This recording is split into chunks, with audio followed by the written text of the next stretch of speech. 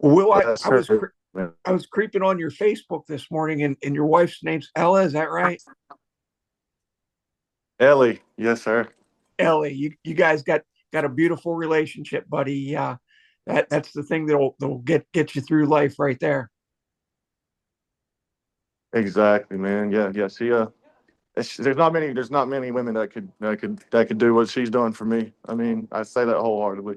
That, that's Especially exactly now, and you right. guys know that as well as anybody else. And Get it. Greg are both old married guys too, dude. And I'm gonna tell you, it takes a heck of a woman to put up with the stuff that goes on with these chairs, man. Dude, I'm telling you, man. I didn't realize it. I've known it, but you just don't realize it until something like this happens. How well off you are, man. How and blessed you are. 100%. and if Ellie wants to join us on the podcast, she is more than welcome. Will, Okay. I'm out here in the garden, man. So we're good to go whenever. I don't know if you guys can see it.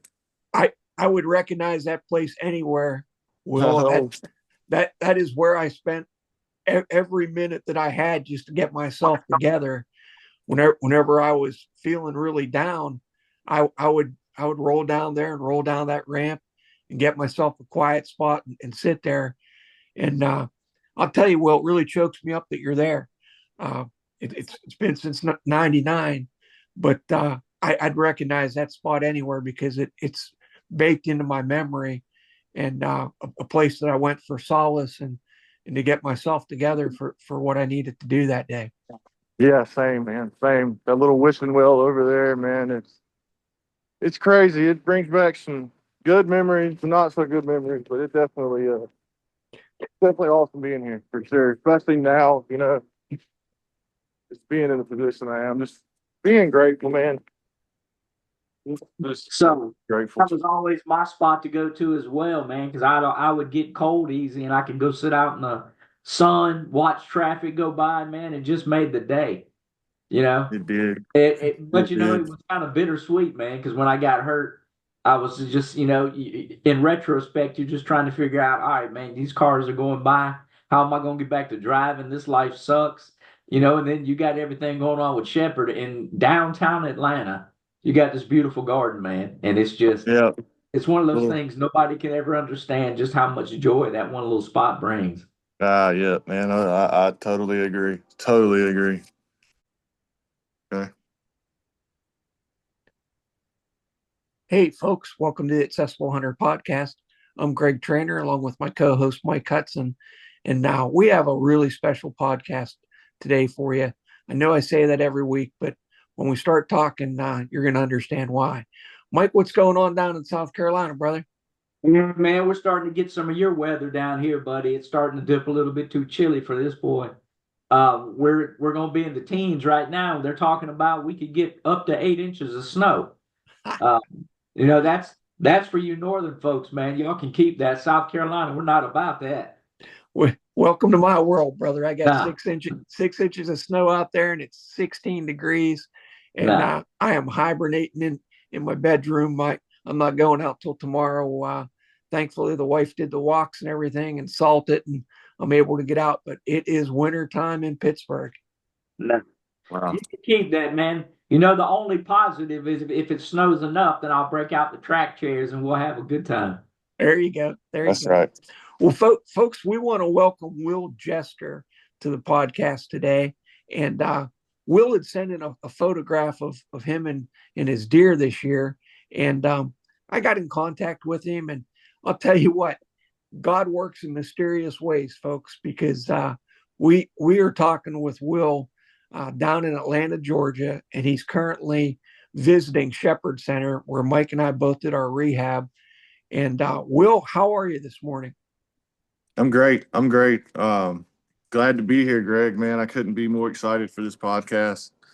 I've never done anything like this, so yeah, man. I'm excited to be here at Shepherd's, and along with what Mike was saying, the weather, man, it's getting cold. It's getting cold. We get snow and sleet down here in Georgia. These people don't know how to act, man. No, It gets that's why crazy. I'm speaking to them, Will. That's that northern thing. They can keep all that. Yeah, I man. like to sit out in the sun and catch fish and shoot at turkeys, dude. That's right. Will, why don't you introduce yourself to the people that are listening? Tell us a little bit about yourself, maybe growing up, how you got into the outdoors, and really anything that you want to talk about. This is your chance to tell your story, and we're so thankful that you're here and able to talk with us. Thank you. Yeah. So my story, man, it's a little different. My dad, he took me fishing all the time, fish, and from the time from the time I could walk, I never really hunted. I never really hunted until my dad passed away when I was 14 years old, and right around that time is when I started hunting. And then when his passing came, the first year I ever shot was like the first time I went hunting after his passing. So like it's just hunting for me. Like I started when I was 14, 15, 13, 14, somewhere in that range, and man, I just picked it up and just loved it. Not even necessarily killing animals or chasing animals, just going out to the outdoors and getting away was always just something I had to do. I mean, it was just like my getaway, my escape, my therapy. And I just fell in love with it, man. I fell in love with it. It's where I feel closest to God, always have. And then of course, the bonus is chasing these animals and maybe harvesting one. But yeah, man. So 14, my brother really kind of showed me what it took. My brother Shane Abney, he lives in Cochran. And then from then on, man, it was just pretty much self-taught. Me and my cousin Joseph Dukes just running around just hunting, trying to figure it out. We didn't have cell phones back then. I'm not super old, but I'm 32, so I know what it was like before these cell phones and everything. And man, I just fell in love with being in the outdoors, period. And then of course, August 19th, 2023, I had this injury. And then I'm having to relearn everything again, which is tough, but at the same time it's very humbling. And I kind of, I've learned more this last year from hunting, just being on the ground, like riding by stuff instead of flying by it on a side by side or walking past it trying to get to a stand. Is I've learned so much this year about hunting than I ever have as a walking man, ever did as a walking man. Right. Will, that's one of the things we take life for granted, and it can change in the blink of an eye. And I know you mentioned your injury. Do you mind telling us your injury level and how you got hurt? My injury level, I'm a T8 complete injury, which is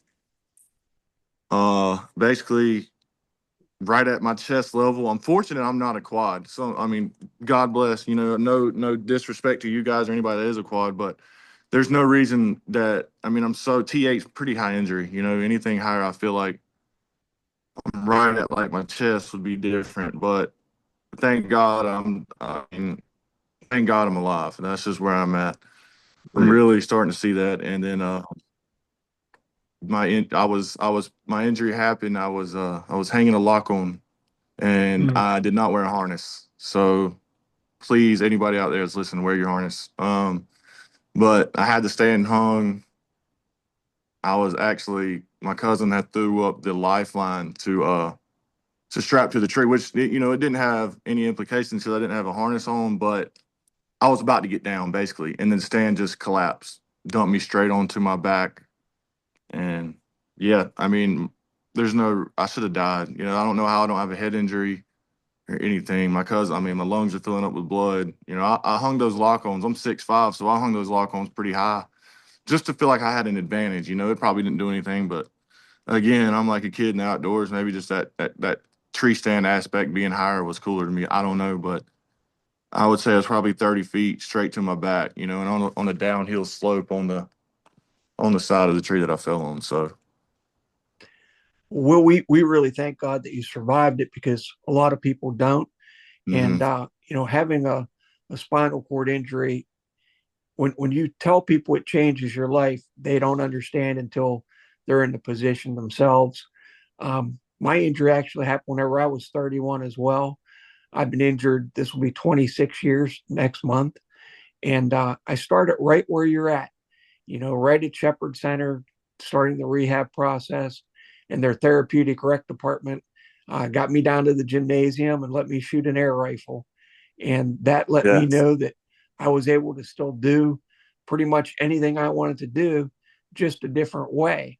And has that been your kind of experience the the last year Ab- that you're just doing things differently?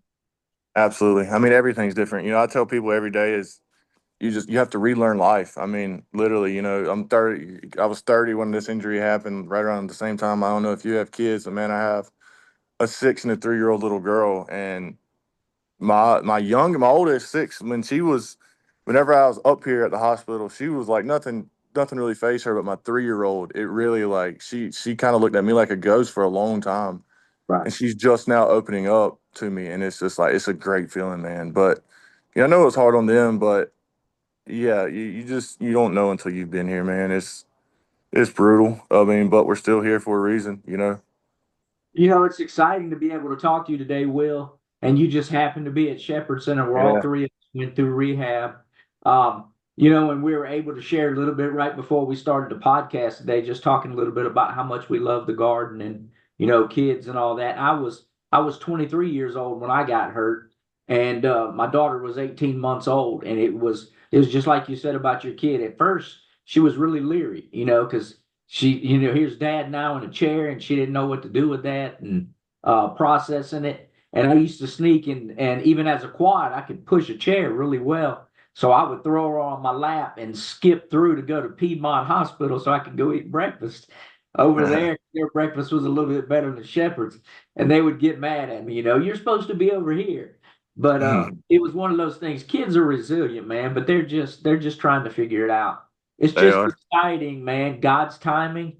You being down there today and being able to share your story a little bit, and I was touching base with you about a young man that we had that's here that just had the exact same injury you are, and he's in rehab right now at Shepherd. So I'll pass along some information to you after we get to chatting. But man, that's a heck of an injury to go through that you had, and like Greg said, we share our faith a good bit and we talk about it. I'm just glad you're here to share it. And man, chasing passions, that's what it's about now, finding new ways to rediscover life. And dude, That's right. I'm just excited you're sharing it.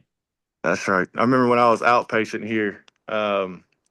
I can't tell you the guy's name, but he came in there, man. He was in a wheelchair, and he came up, and I just remember looking at him like he was just like this almost like just action figure looking guy. Big muscles and stuff. And he comes in his wheelchair, and he's like, I'm like, dude, I don't know how I'm gonna do this. Like, like I don't know how I got 2 kids at the house and this and that. And he was like, man, you just have to figure it out, man. It's just a challenge. It's a new challenge. All it is. Just look at it like that. And that stuck with me. Like, just trying to redo everything is it. I mean, let's be real. It's hard. It's hardest thing will ever do. But when you relearn it, that reward feeling is like it's pretty cool, man. It really is.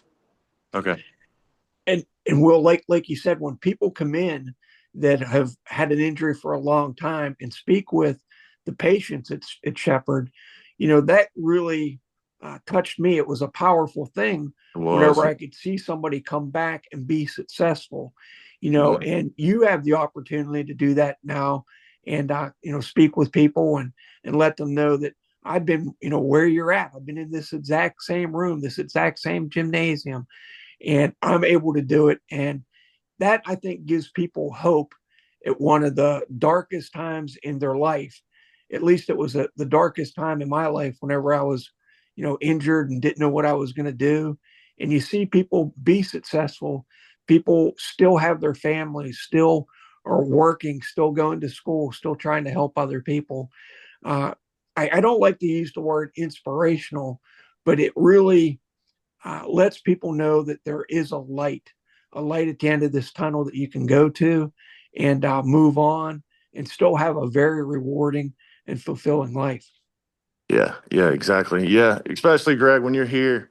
When you're inpatient here at the hospital and all these things have just been thrown on you. Like, obviously, you're never gonna walk again, and it's very dark. Yeah, it's crazy dark. You don't see a light at the end of the tunnel when you're here. You really don't. And man, I am absolutely pumped to go talk to this kid. Like, I really am. That's what I want to do with my Halo 29. Is talk to these people, get in maybe hunter safety education courses, and get in front of some people about these just harnesses and anything, just talking about what you like life, man. It's just people take it for everything for granted these days. You know, you see that now. You don't see that when you're living full life and you're walking and everything's going great. But it's just yeah, man. That's exactly what I want to do is get in front of people like that. So that is awesome that I get that opportunity to do that, man. I'm pretty excited about that. You know, Will, it's one of those things. This podcast is nothing new. We're not reinventing the wheel. I joke around and say all we want to do is have it attached to a wheelchair. It's an opportunity to continue to advocate, to continue to share stories. Man, these stories are beautiful. These injuries are really rough. You know, it is a very dark time when the doctor walks in and just very blunt. You know, you broke your neck, you broke your back, you'll never walk again. And to process all that as a young man, it's a tunnel. It's a dark tunnel to have to walk. But at the same time, Shepherd Center is one of those places that give you hope. And if we can advocate for others to be able to share stories, to tell them, hey man, life goes on. We just got to find new ways to do it.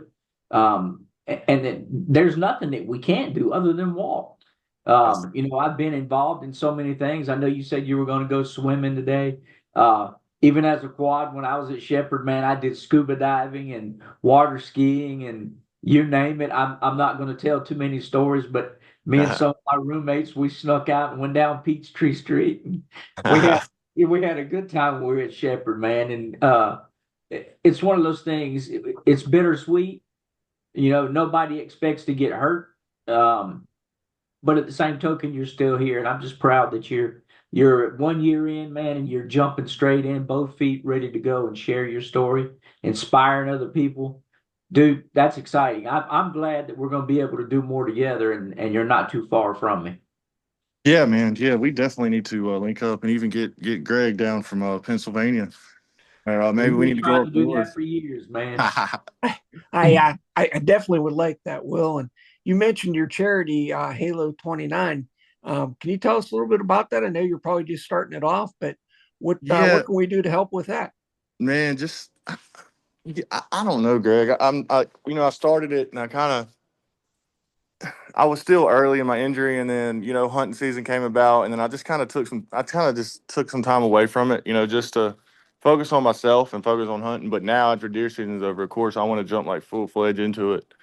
But you know, again, I want to talk to talk to people, injured people, or hunter safety courses, or get in front of like these big classes they do like at Bass Pro Shops or anything. You know what I can do to help, and then obviously my main thing is I want to take people hunting. Like I want to, you know, I've took one guy hunting. We didn't get this. We still have little time, but I've only took one guy hunting, and I don't. I need to know how to get people to come with me. I don't really know how. Like I can't. You know, I'm not advertising as best I can, but I just want to take somebody hunting, man. You know, I got a track chair. I got a Can-Am. I'm fully capable of taking somebody down and dropping them off, setting them up, and I can wheel down there and sit with them. You know, but I just have to have people to take. I don't really. There's a ton of them out there, brother, and that's one of the things me and Greg are passionate about is connecting people with other people. There's a bunch of groups around Georgia, South Carolina, North Carolina, all over Georgia and Florida. There's a huge demographic of just wheeled hunters, and not necessarily all in wheelchairs, but you know, folks that are going Right. through physical disabilities. And man, I can link you up with a boatload of guys up and down the Georgia area that can do it. And then two, being able, I really want to be able to sit down with you and see if we can do a lot more. I met one of my good buddies down at Shepherd Center that runs the KT team. And me and Jason Beard got hurt at the same exact time, and that's where we met. And those guys do a huge thing out of Statesboro, Georgia, Okay. and hunt deer, hunt turkeys. We got some guys up here that do Hands of a Sportsman. Out of North Carolina, we do a huge pheasant hunt with them and some other stuff. Dude, there is a massive amount. We just have to link it together and Yeah, make it dude. happen, dude. And you know, for you to have that passion, you want to snatch somebody else up and mentor to them. Man, that's exactly what we're talking about. Yeah. I think that's really what this life's about. Our Yeah. injuries, it's not really about us anymore. It's about being able to share hope with somebody else. It's not, man. It's for me. It's about giving back. You know, I've done enough hunting for 3 lifetimes, man. I just want to take somebody, and you know, who knows, man? Not even going out there and killing some, just going out there and maybe spending time with me or somebody, taking them out there. That could save a Yeah, life. You know, I mean, it 100%. saved mine for sure. Yeah. We always say, Will, that disability, the community is a small community, but it's very tight knit. And networking, finding Yeah, the right people to talk with, people that understand disability the most, and people that are going to advocate uh, for us and with us. Beside us in the chairs. That's the people that we need to surround ourselves with, and concentrate and help. And you're part of the network now, man. So yeah, man. It's awesome, dude. That like Greg was saying, I want to get in touch with everybody, whoever, man. I'll take it. Like they don't have to be in a wheelchair. You know, just somebody with a similar disability, man, who wants to go hunting. right. But yeah, I definitely need some connections. I need a network, and that's partially on me because maybe I've tried to again this goes back to relearning everything. I've got a new job. I'm trying to provide for the family and all this too, and then do this. So it's been tough for sure, but I feel like I've got in touch with the right guys. You, Will, it's one of those things, man. It's not a knock on you, buddy. None of us know how to do it. We're still, me and Greg, I'm 29 years into this injury. Been doing a nonprofit for since 2014. And dude, it is all about networking. It's all about working together. That's the kicker. None of us need to get so above anything that we can't reach out to somebody else. You see organizations that just don't work together. Yeah, I'm not that way. You can ask Greg. I just want to see somebody happy and me hunting too. and getting out of their head and getting out of their home. And it's not, you said it earlier, it's not about just harvesting an animal. It's about getting out, enjoying nature, and seeing that life still goes on, man. And so Yep. I'm excited, dude. We gonna link up on some stuff for sure. And Will, give yourself a break, brother. It took me 10 years to get strong enough to want to go hunting again. You're head and shoulders above where I was any day of the week, man. I mean, being injured last year, and you're out and about, and getting out, and doing some hunting and taking people out, brother. You are on it. So it took me 10 years, and I still wasn't where you are today. So Thank you, man. Yeah, it's definitely been tough, but I'm just luckily, man. It's just not having the use of my legs is I can't. I'm still not gonna sit still. Like sure. I never did before. I can't do it, man. And like I said, November hit and I was really consumed with the rut and everything, and I took some time to myself just because like I had to figure something out. Like it was what I was doing wasn't working, and then man, that time to myself actually was like this November is probably the best. I've probably seen the most deer this year than I ever have. Just from hunting, and it just blew my mind. Like what you were saying, we can still do it. Just take a different route, take a different angle at going about it. It's truly rewarding, man. And again, I killed that deer with Rob, which is like it's a plantation. It's a guided hunt deal. He takes me down there and Yeah. he puts one a deer. But November 4th, I actually shot one. So I have 1,700 acres it's right across the highway from my house. It's a hunting club. And I actually killed a buck over there. I put the corn out myself. I put the camera out myself, made my little makeshift ground blind, hopped in my track chair, left the garage, rode across, opened the gate up. I did everything by myself besides load the deer. And like, man, that accomplishment just showed me like, dang, dude, like you have nothing to complain about, like you're fully capable, and like luckily I was blessed that track chair, man. Like I was blessed to they did when I was here at Shepherd Center, I had a couple buddies that did like a golf tournament and it raised me a good amount of money. So I was able to buy that as soon as I came home. Cause I knew I'd have to have it, man. Just because what I do. I mean, the outdoors is like I said, I eat, sleep, and breathe it. I really do. But I'm just truly blessed, man, to be alive. It took me about a year to realize that, but I'm truly blessed, man. I'm so happy I get to do the stuff I used to be able to do. Tracks make a huge difference, and that's like our work boots for getting in and out. It really is, man. It's not again, it's not about harvesting an animal. It's like what you said, finding that new independence. And here's the kicker. It's a win if we can take our everyday chairs that we stink up and we're sitting in, and we can get close enough to an animal that his whole defense mechanism we can fool. And here we are, we can't even walk, man, but we sneak in on these things with these noisy, clunky track chairs and get close enough just to see them. That's right, man. And Will, man, you said something that was poignant earlier. It's about being in nature, and I feel so much closer to the Creator when I'm in nature, and I can just be about myself. Mm-hmm. And it's not a knock on anybody, but it's an opportunity for me just to give thanks again. Say Amen, thank man. you in an amazing place and an amazing life. That That's right. life still goes on, brother, and we just have to find new ways to do it. I'm just excited. A year in, dude, and Greg said it. You're leaps and bounds ahead of a lot of folks. So just keep pushing that. Yeah, thank you, man. Thank you. Thank you. I mean, I feel like, I just, if I can help some people, man, that's just what I feel like, that is my calling after my injury. Yeah. That's it for me, man. That'll be the icing on the cake for me. Well, we sure appreciate you coming on the podcast today. And it was such a surprise to see you at Shepherd Center. That was definitely God working in all of our lives today. Uh, that's a special place to me. I haven't been there in 26 years, but I think about it probably every day. And as you said, how lucky we are, how fortunate we are. And you being there today really, it touched me like you can't believe. So, buddy, That's awesome. you keep doing what you're doing, and we appreciate you stopping up and talking to the guy that Mike wants to kind of encourage a little bit today, and maybe you can make his day like you made mine. Thank you, man. Yeah, yeah, definitely. Every time I come in here, man, it is a humbling feeling. It is great coming back here. Like, just thinking about where I was when I was here is crazy, man. But yeah, definitely, Greg, it's nice to meet you guys, Mike, you too. And then man, yeah, shoot me that guy's information that's up here at Shepherd's. I'm gonna go see him as soon as we hang up. Well, I truly appreciate you taking the time to do that. Man, we're not going to keep you but a second more. When we get off this thing, I'm gonna shoot you my phone number.